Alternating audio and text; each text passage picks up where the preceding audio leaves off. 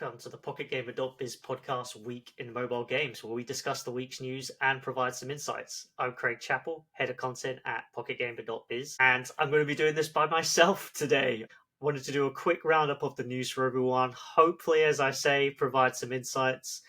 As for everyone else, Aaron, who's usually on the podcast with me, is on some well-deserved holiday. So, Aaron, if you're listening, enjoy your break, and we'll talk about it when you're back. But yeah, so no fluff this week, and I'll mention it anyway, but no me talking about StarCraft 2.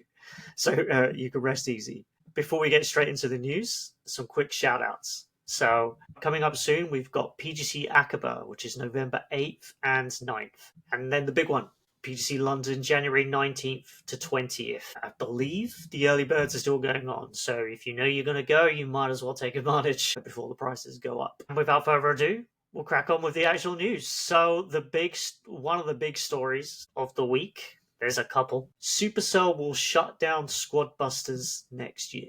So they actually launched this in May 2024, and it was their first game for about, I think it was 5.5 to 6 years. Brawl Stars came out in December 2018. Obviously, with Squad Busters, had a massive launch with a celebrity marketing campaign. If you remember that, Chris Hemsworth and a bunch of others kind of headlining that.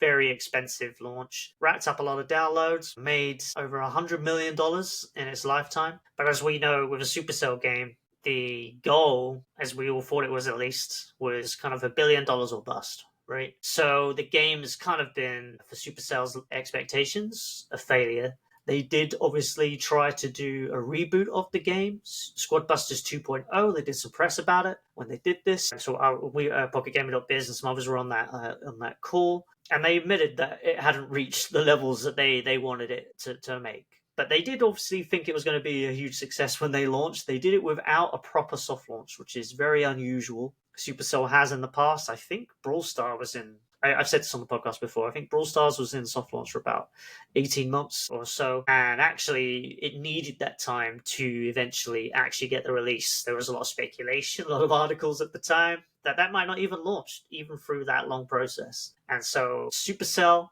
did something different with that, and also did something different with Mo.co.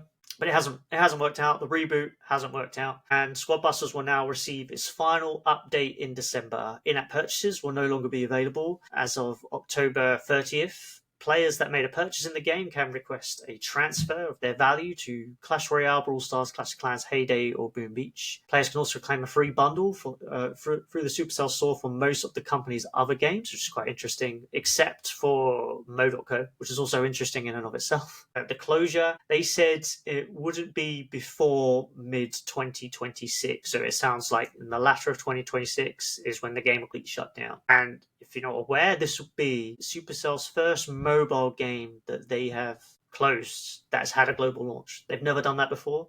They are very much known for kill your darlings, as it were, and they do it all the time with games before a global launch. They'll go into soft launch, or even before that, they'll cancel them. They think they're not going to hit their kind of high bar. And this is the first time they've actually done it to a live game. Even Boom Beach is still going, which is probably the one that generates the least revenue. I think it's a really interesting decision for Supercell. It wouldn't have come easy because it's being their first time that they've done this, and the important thing to remember is their big motto, which is they build games like forever. They want you to play them forever. And so, yeah, they could have kept going, or they cancel. And it feels like they've tried the big reboot and they've cancelled it. Maybe that's the right decision, and actually fitting in with kind of their culture for soft launches, and they're just kind of bringing that to the live service table. I would say that clearly it didn't seem like it was going to happen with this game, and the other games I'm about to say are massively successful, but they have been able to turn around games before. Brawl Stars, a famous example. Clash Royale recently, they've kind of turned it around, but those are still coming from a very high level and are very much loved games, whereas Squad Busters had quite a big mountain to climb, and not even just to bring back users, or it doesn't have that much familiarity other than being a Supercell game and having those characters. So yeah, cancelled. So big decision, big news of the week. They said, I asked for an interview, they're not doing interviews at the moment. We'll see if it appears on somewhere else, but they said that they're going to do a Q&A with questions from players to give more detail about why they made this decision. I think for everyone in the industry, it's probably pretty clear, to be honest. But I think that was, I can't remember the date, November 13th, mid-November, that will go live. So the other big news of the week, and we talked about this last week, so I won't go into too much detail, but the Google Play Store will have to open up to alternative payment methods as part of an injunction from the Epic Games versus Google case that came into force, and this is US only. So last week, it was actually supposed to come into force last week, but it was delayed by 1 week at the request of both Google and Epic. We still don't know why both requested this. In that meantime, Google was petitioning the Supreme Court to grant a stay. There's no word on that. Now, Google has actually now updated Google's now updated its developer page to tell developers about the new rules. As of October 29th, it has basically been forced to allow publishers to use other payment methods outside of Google Play billing. Publishers will also not be required to set a price based on whether Google Play billing is being used. Google will also no longer prohibit the communication of the pricing of an app outside of the marketplace, nor prohibit use of direct download links. The company did note, interestingly, that it will share more details on business model changes in the near future to preserve user trust and safety in the ecosystem. This injunction against Google will last until November 1st, 2027. So it's not permanent. The idea is to give time for competitors such as the Epic Games Store to gain ground on Google. I don't think 2 years is enough, but it is very significant still that Google's have to do all of this. And maybe once you let the genie out of the bottle, in 2027, just Google just say, we'll just go back to what it was, 30%. We'll see. I guess I can't really say one way or the other. But when it's kind of alluding to business model changes, I'm curious what that means. I wondered if they would try and do what Apple does. And in the EU, which was reported that the EU is under the Digital Markets Act, so it's a different thing, had accepted Apple's proposed changes, which was these new business terms that are like make no sense at all, utterly ridiculous. They are ultimately lower than the 30%. Like all the documents together are like over 25,000 words or something. It's no longer just pay 30%, and then that's it. So I wonder if Google would try doing that, but the judge was quite scathing about it, basically called Google a monopoly. Does Google really want to play with that fire? Would Google potentially announce that it's actually just going to lower, maybe quite significantly, its revenue share for Google Play? And that might fit in a bit more long term if you think this injunction is temporary. But this is good news for developers. Obviously, in the US, it's the App Store again. That's opened up like fully. There's not really a time limit on it, but then Apple, I believe, is appealing that decision. So we'll see. I mean, earlier this year at Gamescom and in the podcast, I noted that developers and publishers are very much like, we want to take advantage of this while we can because we don't know what the future holds. So at the moment, it's all good news. I'm very interested in seeing what the financials say. We previously reported on how much money developers and publishers are making. It kind of varies, 20, 30, even 40% revenue from their own direct-to-consumer platforms now. So big time for the industry. And we'll see where that one goes in the future. I guess it does seem like that will stick until 2027. I want to do a quick shout out. So we did an interview with Fingersoft, their Chief Growth Officer, Daniel Rantala. So they have soft launched Hill Climb Racing free. Now, Hill Climb Racing is one of Finland's biggest exports. I think Fingersoft as a company name kind of flies under the radar, but it's a big IP. Franchise so basically there's Hill Climb Racing 1, 2, and Lego Hill Climb Adventures. The Lego Hill Climb Adventures didn't really do that well. They've achieved over $2.5 billion to date. So this is pretty significant. It's soft launched on Google Play in the UK, Norway, Sweden, and Finland. Obviously, it's been an interesting time for Fingersoft. Obviously, at the end of last year, they made some layoffs. They laid off 14 staff. And they blamed kind of ad revenue changes for that. They've also made this year some executive changes. They brought in their former CEO back. Their COO has left. Their longtime CEO left. So it feels like there's a lot riding on this game. I asked Daniel a few questions about that, and they said that actually it had been a difficult time for them, but they made some changes to Hill Climb Racing 2 and made it a bit more IAP driven. And it thinks it's now actually making more revenue than ever. So maybe they're not in as bad a position as I personally thought. It was a really good interview though. He was quite honest about things. So if you want to know the kind of IAP mix and ad mix, which I think is interesting, since this franchise started in, I'm going to guess here, 2014, I've got it in front of me. And then the Hill Climb Racing 2 was 2016, which wasn't supposed to be a sequel, but the players thought it was, so they made it one, which is weird. But anyway, so the original Hill Climb Racing had 8% of its revenue come from ads, 20% from IAPs. Hill Climb Racing 2 now has 65% of revenue from IAPs and the rest from ads. And he said with Hill Climb Racing 3, which is going to be kind of more PvP focused, a lot more actual like real time racing, a bit more action packed. You'll have gadgets you can fire. You'll have a season pass. And he said that IAPs will be the primary driver of sales. There will still be ads, but as I said, it will be supported by a season pass. I asked why it took so long to release Hill Climb Racing 3, because actually Fingersoft hasn't launched that many games like itself. As like internally, it did have a publishing division. Didn't really go into that, but for those that remember, it had like Round Zero publishing, which I don't think they really do that so much anymore. But he gave a quite an interesting response, and he said, to quote, "We were focusing heavily on the live ops and operating the live games. We also decided in 2019 or 2020 to take the route of putting a lot of ammo into one or two big games and then having constant prototyping. I'd even go as far to say that for a while there, we kind of forgot that we're a game developer and we went more into a game maintenance mode, where we trusted on these big bets and eventually we weren't really able to push out any proper prototypes." He said, while some ideas emerged through this, like through demo days or game camps, they would often go down the same path where they didn't have enough resource to actually focus on these games because they were focused on what they already had. He said, so that's changed now. We finally have a really talented prototyping team, and actually we're looking to testing 3 new prototypes by the end of the year. And some of those might be Hill Climb Racing related and some might not. So definitely read the interview. It's quite interesting. Like, on the one hand, kind of they're having a bit of change in strategy, and they've had to learn a lot because the original game was made by the founder in his bedroom for like 5 months. It feels like the classic game developer success story. And what was interesting is kind of their journey over the years. And actually, after the second Hill Climb Racing game, they spent a while just building out, like kind of like he's alluding to there, but building out the live teams. And there's actually just an interesting sort of insight into what it takes to grow a successful game franchise and build out a studio, and it takes time. Some do it fast, some do it slow. So it's always different. This is just quite an insightful look at that growth. Things that went right, things that went wrong, things that they're doing differently now to try and kind of change things and I guess release potentially more new games. This week also was Pokemon trading card game Pocket's first anniversary, and according to Magic estimates, has made, this is gross revenue from player spending on the App Store and Google Play, $1.3 billion.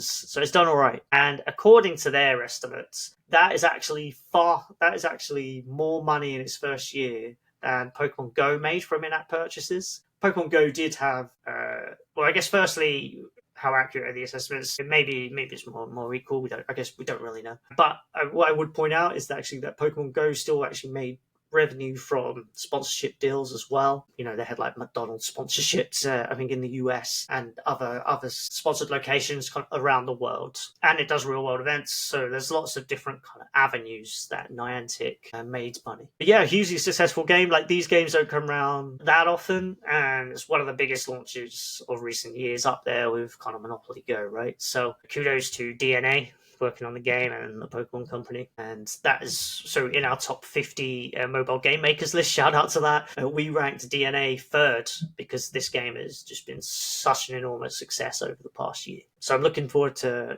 see what else they do with that and if they can keep that going. Another story here. So it was reported earlier this week that Amazon was set to lay off 30,000 staff. Amazon officially then came out and it's going to be cutting around 14,000 corporate jobs across the company, including in its games division. The company's senior VP of People Experience and Technology, Beth Galetti, confirmed the layoffs in a message to staff, saying the move is part of an effort to streamline operations and function more like the world's largest startup. Bloomberg reported that that the games division would be affected by the layoffs and that significant cuts would impact its Irvine and San Diego offices, as well as its central publishing division I think it's also closing down New Worlds. I think that was announced kind of as an aside from this. That was one of their most successful games. It did well at the start, but obviously it's not doing well enough now that they've decided to close it. And apparently Amazon plans to scale back its focus on large scale projects, especially big budget and big budget games and MMOs. Just some thoughts on the history of Amazon's kind of looking. Oh, sorry. Before I go to that, one thing is interesting to point out. So there's a former executive at the games division on LinkedIn. As an aside, almost. So they've just relaunched at the same time their cloud gaming platform Luna, and the executive was saying that it was once designed to compete with Steam. I feel like anyone outside of that team did not know that that was the case. It felt so low key the whole time. Like, I would just forget about it straight up until there'd be another announcement. It didn't even feel as serious as a Google Stadia, which obviously failed. And in that message, they also spoke about about not being able to break user habits. And that was kind of a lesson from this, of how hard it is to break into that. But now they've relaunched Luna anyway. And then obviously the rest of Amazon's, over time, I've been reporting on it, I think, since they started doing this. Obviously they bought Twitch. They've hired experienced developers, and then that, for whatever reason, that's just never really worked out. They acquired the rights to fork the CryEngine to create Lumberyard, which didn't work out. I was told years ago by a developer that they hated it, basically. They hated using Lumberyard, and I couldn't actually get this confirmed, but they said that they moved from Lumberyard to, I think, Unreal Engine, or a different engine, for one of their projects, because they didn't want to use Lumberyard. Their own teams. And so you never really hear about Lumberyard anymore. I don't actually know if it's closed. Yeah, so I feel like their game strategies kind of massively failed.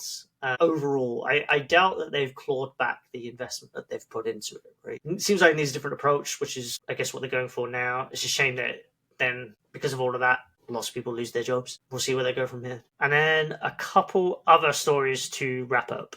I'll go quickly on these, but as ever, when I say that, I always take forever. One of the interesting ones is PUBG maker Krafton is plotting a major shift. It wants to become an AI-first company and is investing 100 billion Korean won, which is around $70 million, to make that happen. Developer wants to invest around $20 million annually to support its staff with the move. That, the firm says, is more than 10 times the scale of existing AI service support. So I guess in practical terms, what does that mean? Because sometimes these things are really just they're half intentional. They'll sort of do a bit of it.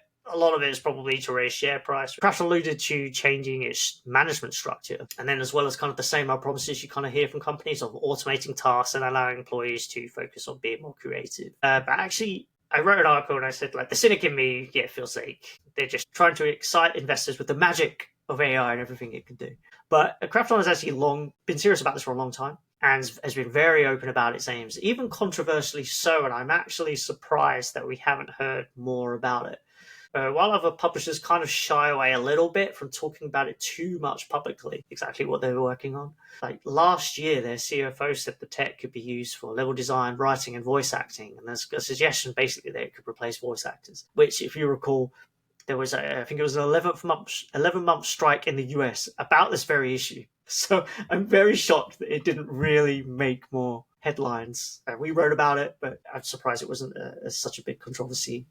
We'll see how that one goes as well. And then some very quick stories. Scopely has released the Monopoly Go chat app, which I thought was fascinating. The new messaging app is designed for players to stay connected with friends, family, and teammates. Users can talk and text, create or join groups, compete in community challenges, and get notifications when teammates need help. It appears to just operate like a regular chat platform. Like, looking at the images, it just looks like WhatsApp, basically. It feels like it's quite unusual for apps to do that, rather than, say, pushing everyone to a Discord or, operating guilds, some sort of chat functions in game. But yeah, I mean, the game's huge, right? One of the biggest launches ever on mobile. It's already generated more than $5 billion.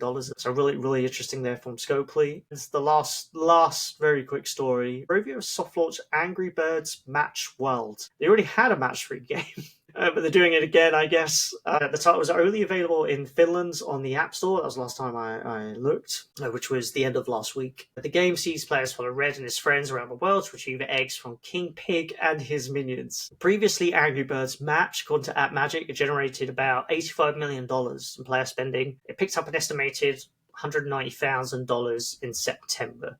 So I guess that's worthy of updating. I guess the backdrop to this is that Rovio has been performing under expectations, according to Sega's recent last financials. So maybe there's a bit of pressure there to kind of get some more games out. Of Sonic Rumble's coming November 5th, but that is, to my surprise, that is actually, I believe, Sega developed title, and it looks like Rovio's kind of handling through Beacon, like the publishing and the operations of that. And it also has another game in soft launch, Angry Birds Rush, which blends the franchise's kind of classic slingshot mechanics, but merges it with like runner-like gameplay, and you bounce through the levels. It's quite interesting. We'll see if any of these kind of make it big. I think Rovio is looking really now for its next big hit. We'll see if it can make it. So that brings us to the end of the week in mobile games. Just me this week. I hope you still enjoyed it. Thank you everyone very much for tuning in. We'll be back. Have a great week. We'll see you soon.